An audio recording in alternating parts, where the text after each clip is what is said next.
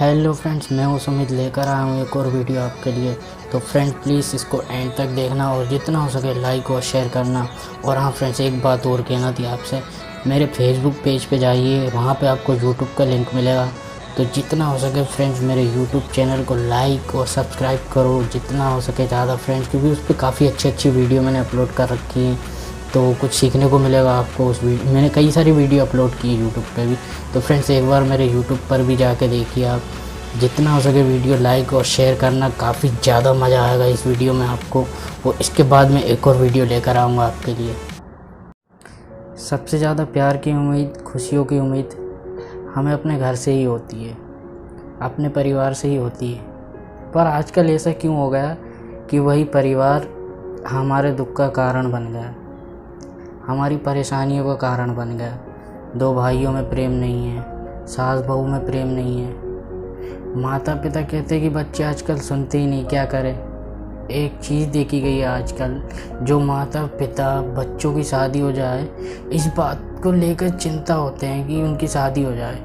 जब बच्चों की शादी हो जाती है तो सबसे ज़्यादा दुखी भी वही माता पिता होते हैं। जब से बच्चों की शादी हुई है वो सुनते ही नहीं हमारी।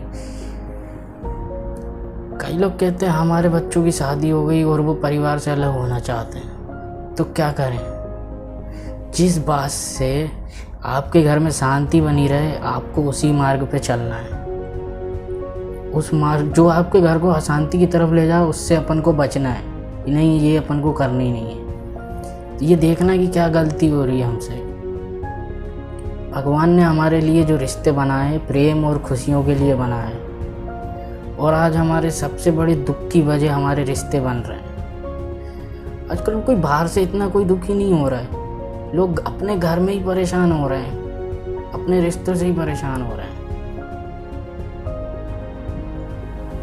वैसे तो बहुत सारे कारण हैं, पर दो बातें ऐसी है जो हमारे रिश्तों में जहर भर देती है।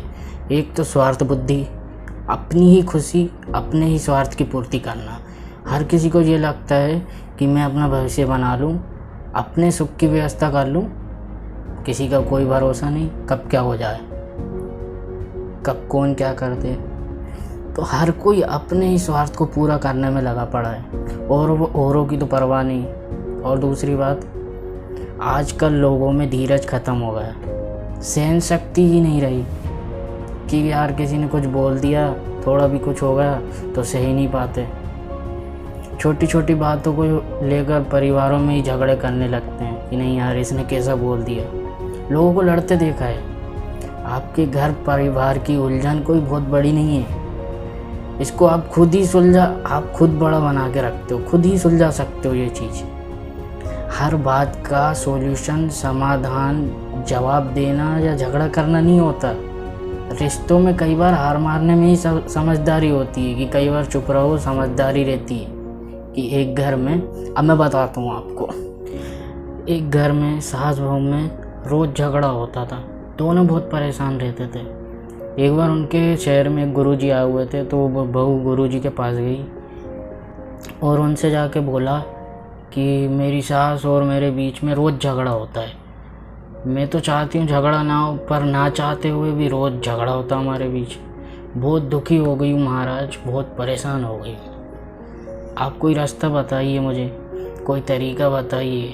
गुरुजी ने उसको एक पानी की बोतल दी और कहा ये चमत्कारी पानी है। जब भी सास तुम्हारी कुछ भी बोले, झगड़ा करे, तो इस पानी को मुंह में भर लेना, और जब तक वो चुप नहीं करे, जब तक वो बोलती रहे, इस पानी को पीना मत, मुंह में भर के रखना। जब वो शांत हो जाए तब इस पानी को पी लेना।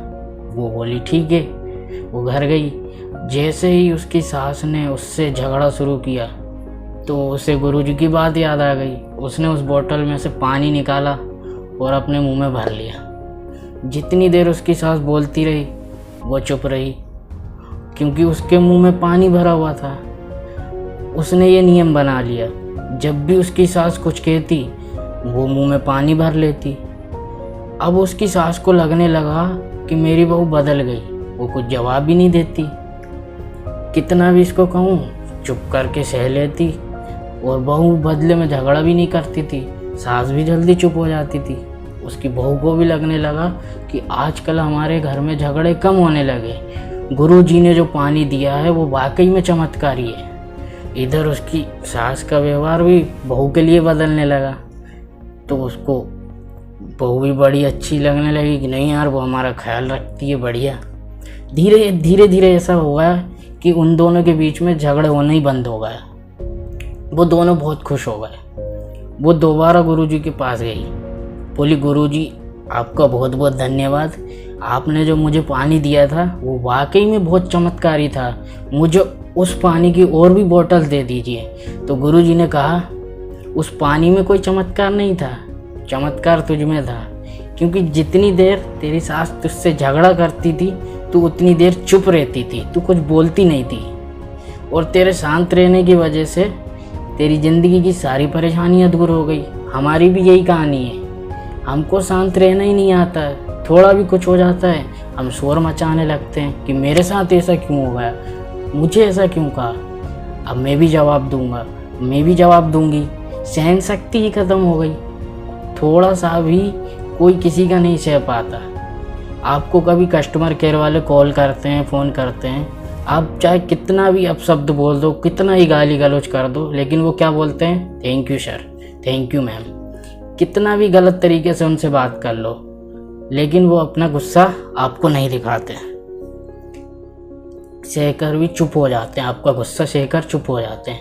कोई सेल्समैन आपके घर कोई प्रोडक्ट बेचने, आप उसकी बेइज्जती करके उसके मुंह पे दरवाज़ा बंद कर देते हो, फिर भी वो थैंक यू कहकर चला जाता है। कहाँ से आती है इन लोगों में इतनी सहन शक्ति? आपका इतना बेरुखा व्यवहार, इतना गलत व्यवहार वो क्यों सह गया? थोड़ी सी सैलरी पाने के लिए वो दुनिया भर की अपशब्द। तो क्या हम अपने परिवार की खुशी के लिए, अपनी खुशी के लिए, अपनी मन की शांति के लिए थोड़ा सा भी नहीं सह सकते? शक्तिशाली वो नहीं होता जो अपनी शक्ति दिखाए, वास्तव में शक्तिशाली इंसान वो है जो शक्ति होते हुए भी सह जाए। इसका ये मतलब ये मत निकालना कि दुनिया भर की बातें सह लो, पर जब आपके घर की शांति का हो, आपकी मन के शांति का हो, तो कई बार सह लेना भी बहुत अच्छा होता है, चुप रहना भी बहुत अच्छा होता है। तो अपने स्वार्थ से ऊपर उठिए। सिर्फ आप अकेले नहीं हैं, परिवार में बहुत लोग हैं अपने घर में, सबके बारे में सोचिए। याद रखना, अगर आपके परिवार में एक भी व्यक्ति दुखी रहता है, उसका प्रभाव आपके जीवन में भी आएगा, उसकी दुख की एनर्जी आपके घर में भी रहेगी। अपने परिवार के किसी सदस्य का दिल दुखा के आप भी खुश नहीं रह सकते। तो आप अपने जीवन में खुशी चाहते हो तो अपने परिवार का ख्याल रखो, हर बात में बुरा मानना छोड़ दो। अपनी परिवार की खुशी के लिए थोड़ा सा सह भी लो, कुछ नहीं होगा। अगर थोड़ा सा सहने से अगर अपने घर में शांति बनी रहती है तो क्या है, उसमें दिक्कत क्या है? उस खुशियों का मोल, शांति का मोल इन छोटी छोटी बातों से कई गुना बढ़कर है। छोटी छोटी बातों पे उलझना छोड़ दो। ये मत देखो गलती किसकी क्या है। हर इंसान को यही लगता है आजकल कि मैं ही सही हूँ, तो फिर फैसला कैसे होगा? फिर ये तो वही बात हो जाएगी, कौन सही कौन गलत। तो इन सब से ऊपर उठकर शांति की मार्ग पे चलो कि हमें नहीं यार शांत रहना है, बढ़िया है। याद रखना एक चीज़, शांति पाना चाहते हो तो परिवार में खुशियाँ चाहते हो, लोगों को बदलो मत, अपने परिवार में ही खुश रहो। तो उसकी शुरुआत तो पहले अपन को खुद से ही करनी पड़ेगी। तो फ्रेंड्स, इस वीडियो में यही बता रहा था, जितना हो सके वीडियो को लाइक और शेयर करना, और प्लीज़ यूट्यूब चैनल पे जाके मेरे वीडियो को लाइक और शेयर करो, और मेरे यूट्यूब चैनल को सब्सक्राइब करो प्लीज़ फ्रेंड। और भी वीडियो बनाऊंगा इसके बाद। धन्यवाद।